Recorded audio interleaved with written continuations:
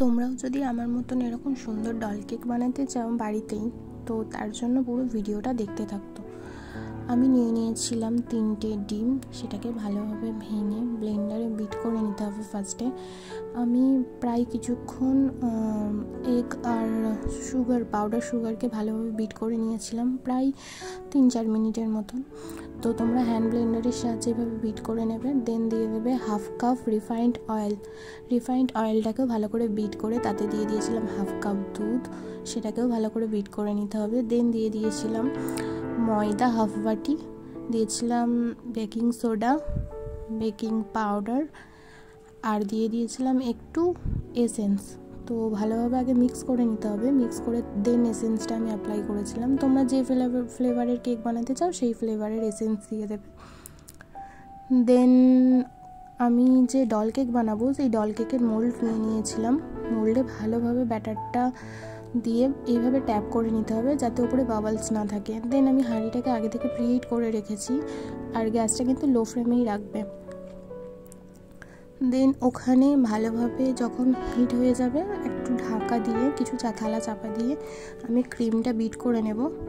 তো আমিও হ্যান্ড ব্লেন্ডারের সাহায্যে ক্রিমটা আবার বিট করে নিচ্ছি। দেখো ক্রিমটা এরকম ফ্লফি হবে, অ্যান্ড ক্রিমের বাটিটা যখন উল্টাবে না, দেখবে ক্রিম আটকে আছে, পড়ছে না, তখন বুঝে নেবে যে ক্রিম আমাদের রেডি। দেন এখানে আমার কেকটা প্রায় রেডি হয়ে গেছে। প্রায় 30-35 মিনিটের পর আমি নামালাম। দেখছো ভালোভাবে কতটা স্পঞ্জি আর কতটা ফুলেছে কেকটা আমার। আর তোমরাও ঠিক এইভাবে ট্রাই করতে পারো বাড়িতেই হোমমেড অ্যান্ড ডল কেক। তো এইটাকে ভালোভাবে লেয়ার করে নিতে হবে, একটার পর একটা স্লাইস করে। লেয়ার করার পর আমি একটা প্লেট নিয়েছিলাম, তাতে একটু ক্রিম দিয়ে তার উপরে লেয়ারগুলো একটা করে ডেকোরেশন করতে হবে।